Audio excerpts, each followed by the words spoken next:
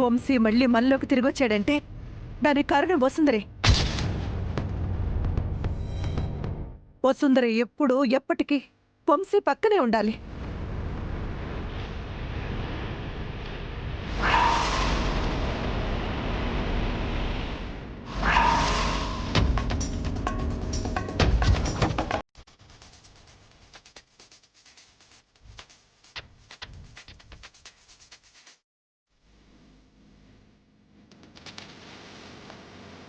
నువ్వు విసిరికొట్టిన ప్లేస్లో ఆ వసుంధర ఉన్నా అమ్మగారు అని అరుస్తుంది, కానీ నేను వెళ్ళిపోతాను అమ్మగారు అని మాత్రం అనదమ్మా. అయినా జరగాల్సిన ఘోరం జరిగిపోయాక ఇంకా ఆలోచించి ఏం ప్రయోజనం అమ్మా? ఐరేన్రీ, మనకు బాగా తెలిసిన వ్యక్తిని గుర్తు తెలియని వ్యక్తులు చంపేసినట్టు మన ముందు రక్తం కక్కుకుంటున్నట్టు ఎంత బాగా నటించి ఎంత వెన్నుపోటు పొడిచిందమ్మా. నేను కూడా ఏమీ చేయలేని నిస్సహాయ పరిస్థితుల్లో ఉన్నానని నన్ను రెచ్చగొడుతున్నావా? నేనేం చేయట్లేదమ్మా. ఇప్పుడే ఈ ఇంట్లోకి అడుగుపెట్టిన ఈ ఇంటి పెద్ద కోడలు వంశాభివృద్ధి వ్రతం కోసం 5 ముఖాల దీపం వెలిగిస్తుంది. చూడాల్సిన తతంగమంతా కిందే ఉందమ్మా. మీ కోడలు, అదే మా వదినగారు సుచిత్రాదేవి గారు, ఇదంతా దగ్గరుండి జరిపిస్తున్నారు. ఈ మధ్యకాలంలో ఒక్క ఫోటో కూడా తీయించుకోలేకపోయాను, కానీ ఫోటో కాని ఉండుంటే రోజుకి గంట సేపైనా చూసి నవ్వుకునేదాన్నమ్మా. ఎందుకంటే చివరిదాకా విషయం మనదే అనుకోవడం, వసుంధర అలా అందంగా రెడీ అయ్యి వంశీ చేయి పట్టుకొని నడుస్తూ వస్తుంటే వాళ్ళని చూసి దిమ్మ తిరిగి పడిపోవడం. అయినా నువ్వు వంశీ నక్షత్రకి పెళ్లి జరిపిస్తాననగానే మేం ప్లాన్తో వచ్చినా జరగాల్సిందంతా జరిగిపోయింది కదా.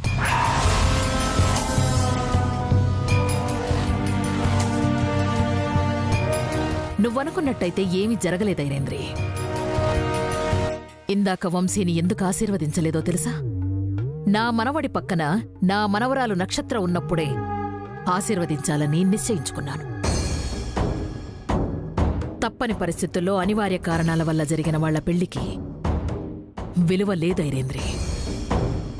వాళ్ల వివాహ బంధానికి విలువ లేకుండా నేనే చేస్తానుగా. ఇలా చెప్తున్నప్పుడు బాగానే ఉంటుందమ్మా, కానీ అలా అమలు చేస్తున్నప్పుడు ఆగితే ఎదురు దెబ్బకి తట్టుకోలేక విలవిల్లాడిపోతాం. పిచ్చి ఐరేంద్రి, వసుంధరని చావు దెబ్బ కొట్టడం నాకు పెద్ద కష్టమైన పనేమీ కాదు. నా చేతిలో చెయ్యేసి నాకు మాటిచ్చింది. ఇచ్చిన మాట ప్రకారమే దాన్ని ఉక్కిరి బిక్కిరయ్యేలా చేసి ఈ ఇంట్లో నుంచి వెళ్ళగొట్టేస్తాను. అలా చేస్తే ఇంట్లో వాళ్ళంతా చూస్తూ ఊరుకుంటారనుకుంటున్నావమ్మా? జోగేంద్ర తప్ప మరో దిక్కులేని వసుంధర వంశాభివృద్ధి కోసం ఇంట్లో దీపాలు వెలిగిస్తే అదే తను ఈ ఇంట్లో ఉండే చివరి ఘడి అవుతుంది. ఇప్పుడేం చెయ్యాలో నాకు బాగా తెలుసైరేంద్రి. ఇంతసేపు నువ్వు వసుంధర గురించి ఆలోచిస్తున్నావంటే సమస్త జీవకోటిలో ఒకటైన ఆ వసుంధరని చిదిమేస్తావా అమ్మా? ఏం చేస్తానో నువ్వే చూస్తావుగా. ముందు వంశీని మన వైపుకు తిప్పుకొని తనకు ఈ కఠోర నిజాలు తెలిసేలా చేయాలి. నువ్వెళ్ళి వంశాభివృద్ధి దీపారాధనలో పాల్గొను. అలాగేనమ్మా.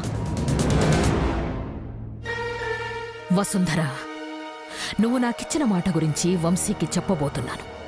ఇంకేం చెప్పొద్దని వంశీ నిన్నాడేసుకుంటాడు. ఇప్పుడు నువ్వు నాకిచ్చిన మాట కోసమే ఆలోచిస్తుంటావని నాకు తెలుసు. నువ్వు నా ముందుకు వచ్చే లోపే నువ్వు ఏం చెయ్యాలో నేను డిసైడ్ చేస్తాను.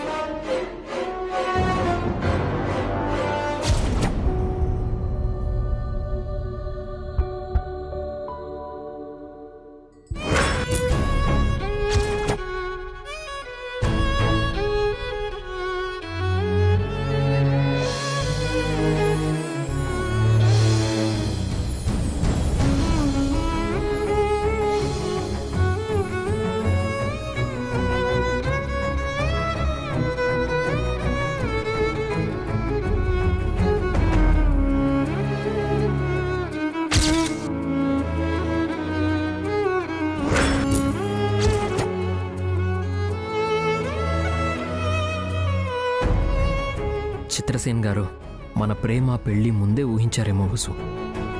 మన పెళ్లి మండపంలో జరగకపోయినా దేవుడి సన్నిధిలో ఎప్పటికీ విడిపోనట్టుగా కలిసాం. నువ్వెప్పటికీ నా జీవితంలోనే ఉండాలి.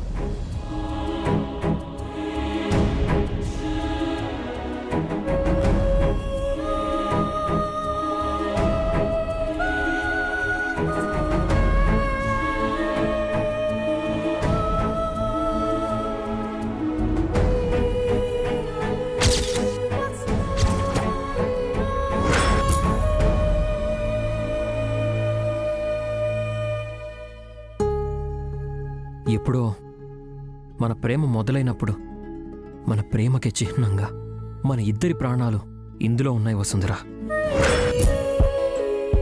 మన ప్రేమకి ఆదర్శమైన గుర్తులు ఈ గదిలోనే ఉన్నాయి, అందంగా ఉన్నాయి.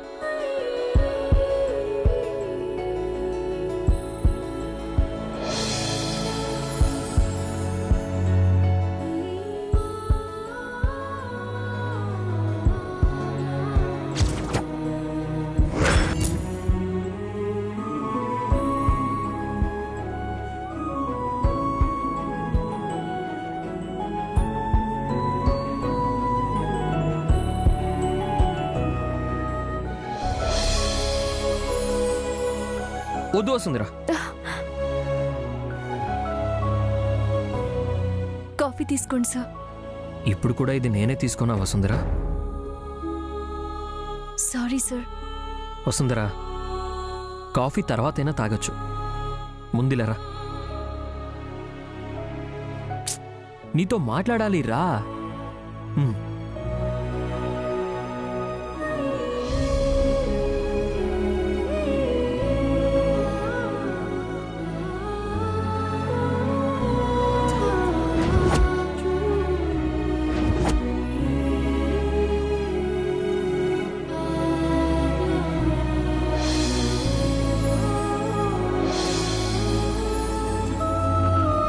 చూడు వసుంధర, చిత్రసేన్ గారు తన ప్రతిభనంతా కలబోసి ఎవరు చూసినా ఇది నిజమే అని నమ్మేటట్టుగా ఈ చిత్రం ఎలా గీశారు.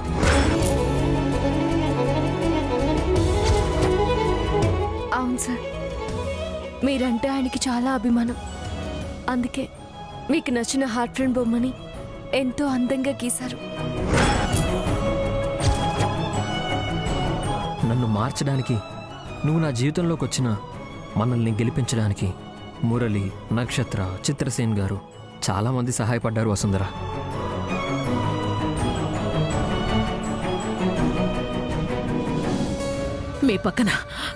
మీ పక్కన వసుంధరని చూస్తుంటే నా పేరు, పరపతి, గౌరవం, ప్రతిష్ట అంతా మంట కలిసిపోయినట్టు అనిపిస్తోంది.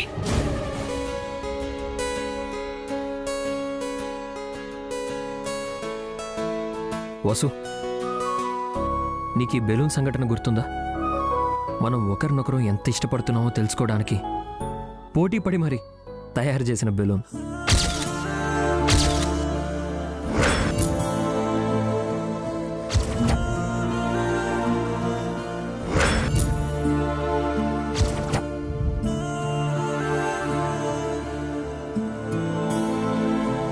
ఇవన్నీ చెరిగిపోని గుర్తుల్లా గదిలోనే ఉన్నాయంటే మనం ఎప్పటికీ ఇలాగే కలిసి ఉండాలి.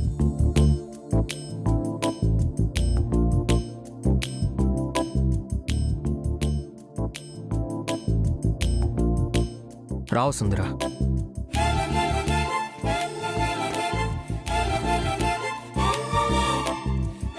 కూర్చో వసు.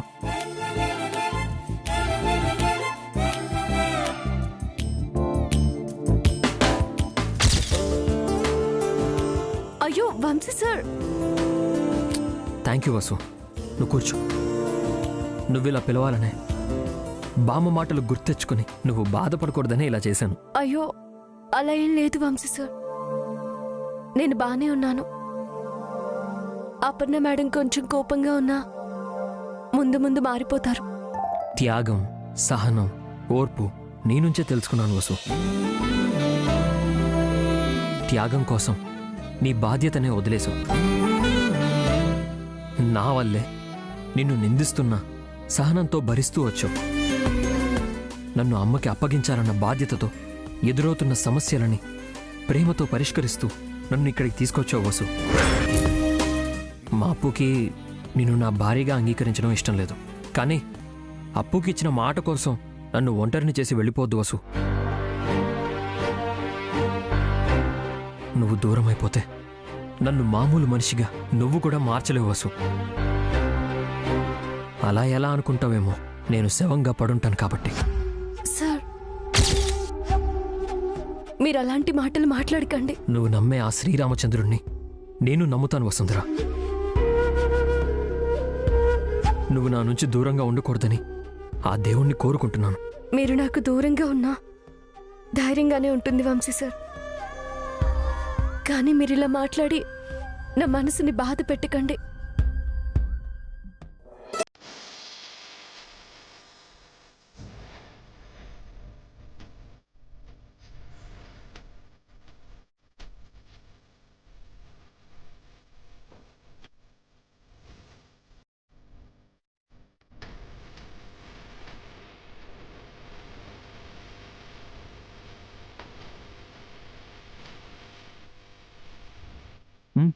తీసుకో వసు.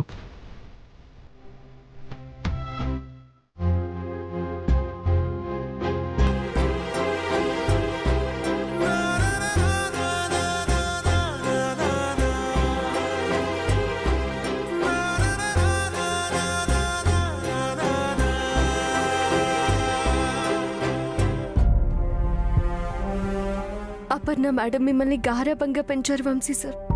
అందుకే మీ చుట్టూ ఆవిడ ప్రేమ మాత్రమే ఉండాలనుకుంటున్నారు. నక్షత్రనే పెద్ద కోడలిగా ఊహించుకుంటున్నారు. అయ్యో సార్,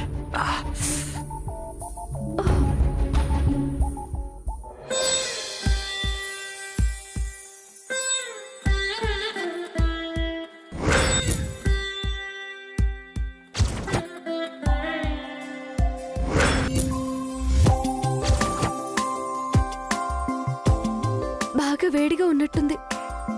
నేను అంతసేపు పక్కనే ఉంచాను. మీరు మెల్లగా తాగండి. అలాగే వసుంధర, నువ్వు కూడా కాఫీ తాగు.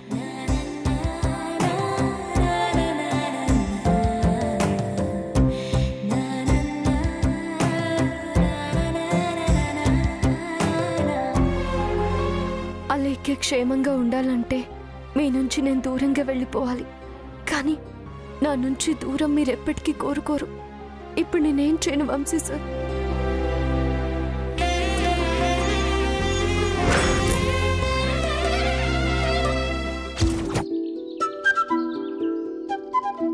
పేపర్ ప్లేట్స్, అరటి గెలలు, 8 రకాల పండ్లు, చక్కెర పొంగలి ప్రసాదం. ఇంతేగా సత్యనారాయణ వ్రతంలో పెట్టేది. అయినా వ్రతం పూర్తయ్యాక తినడం తప్ప ఏ రోజైనా ఏర్పాట్లు చేసిన మొహం ఇది. అంతా బామ్మ వల్లే. అలెక్కి గారు, ఏమైంది ఆనంద్ గారు? ఎవరైనా వెంట పడ్డారా ఏంటి? అది కాదండి, మీతో ఒక మాట తీసుకుందామని ఇక్కడికి వచ్చాను. ముందు మీరు చేయి చెప్పండి, నేను మాట తీసుకుంటాను.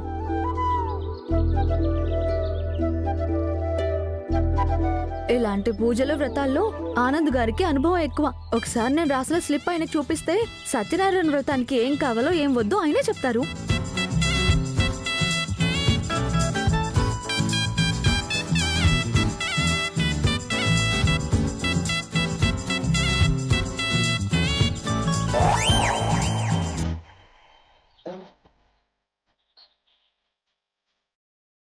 ఇదేంటండి అలెక్కి గారు, మాట ఇవ్వమంటే స్లిప్ ఇచ్చారు?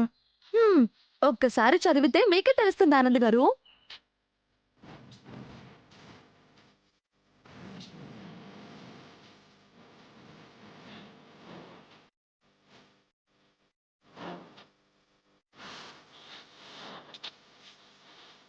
మొదటి రాత్రికి 1 కేజీ స్వీట్స్.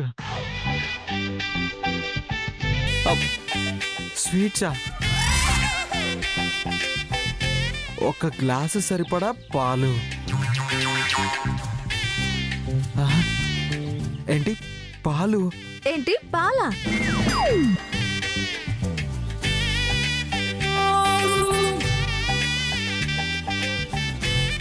ఇంకా అగరబత్తీలు, బొట్ట నిండా మల్లెపూలు. అలైక్య గారు, అమ్మ వంశాభివృద్ధి కోసం వసుంధర గారి చేత దీపారాధన చేయించారని మీరు ఇంకా అడ్వాన్స్ అయిపోయారన్నమాట. మీరు సూపర్ అండి అలైక్య గారు.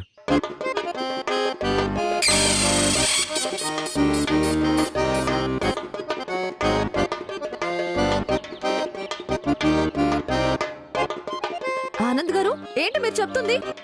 చల్లని గాలి, నల్లని వెలుతురు అలైక్య గారు. మన శోభనం కోసం ఇంత బాగా ప్లాన్ చేశారు. మిమ్మల్ని ఎలా అభినందించాలో చెప్పండి.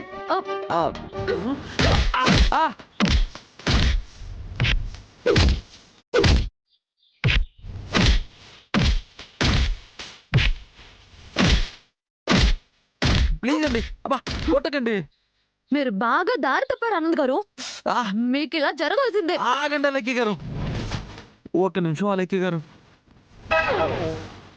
ఏమైంది? అబ్బా, ఎందుకు ఇలా ఆగ్రహ రూపమెత్తారు? మీరు చదవమన్నది చదివాను కదా. ఏంటి చదివింది? వంశీ సార్ వసుంధర అక్కల మొదటి కార్యం లిస్ట్ అది. అది రాసింది కూడా మేము. చిచ్చి, అయినా నా నోటితో ఇవన్నీ చెప్పాల్సి వస్తుంది. స్వామి క్షమించు.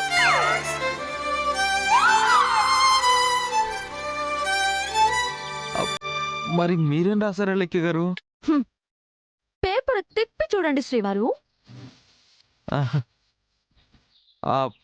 పేపర్ ప్లేట్స్, అరటి గెలలు, పళ్ళు, పూలు, అన్నప్రసాదాలు, ఆకు వక్కలు, సత్యనారాయణ వ్రతానికి ముందు ఏర్పాట్లు. లాస్ట్లో క్యాప్షన్ అదిరిపోయిందా లెక్క గారు? అయినా మీ బుర్ర నిండా హనీమూన్ టికెట్స్ ఆలోచనలే ఉన్నాయి ఆనంద్ గారు. ఆ ఆలోచనలు పోయేలా ఒక ముద్దుతోనో హగ్గుతోనో నాకు బుద్ధి చెప్పొచ్చు కదా లెక్క గారు.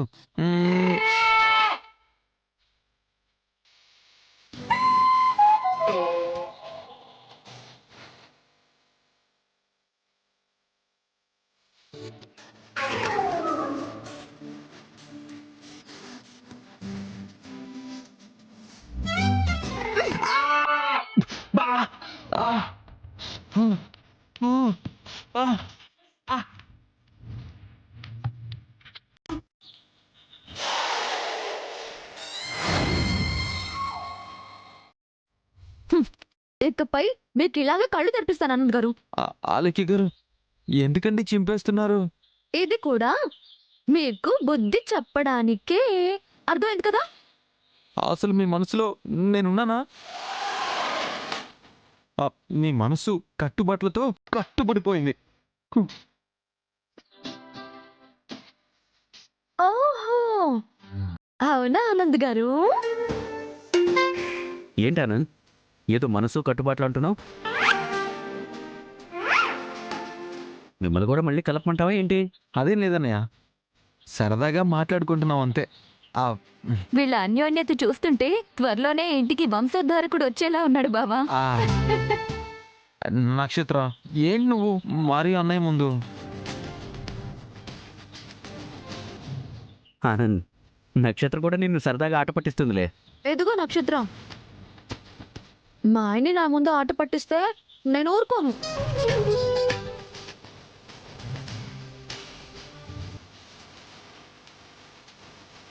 ఆనంద్, అది సరే గాని వంశీ గారు వసుంధర గారు ఎక్కడున్నారు? గదిలోనే ఉన్నట్టున్నారు అన్నయ్య. ఎందుకన్నయ్య, ఏమైంది? అదే ఆనంద్, నేను వచ్చిన పని అయిపోయింది. సో ఇక మా ఇంటికి వెళ్ళిపోదాం అనుకుంటున్నాం. అందుకే.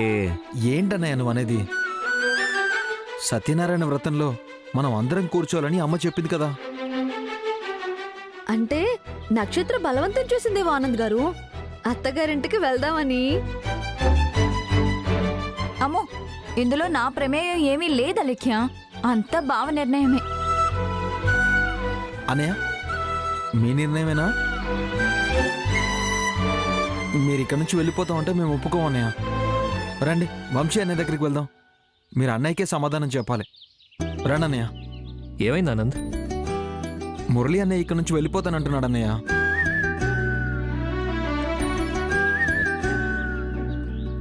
మురళి, అవును సార్. నేను అనుకున్నట్టుగానే మీరు ఇంటికి తిరిగి వచ్చేశారు. మీరు నాకు అప్పచెప్పిన బాధ్యత కూడా పూర్తయిపోయింది. నేను ఇంకా ఇక్కడే ఉంటే అపర్ణ గారికి భారం అనిపించవచ్చు.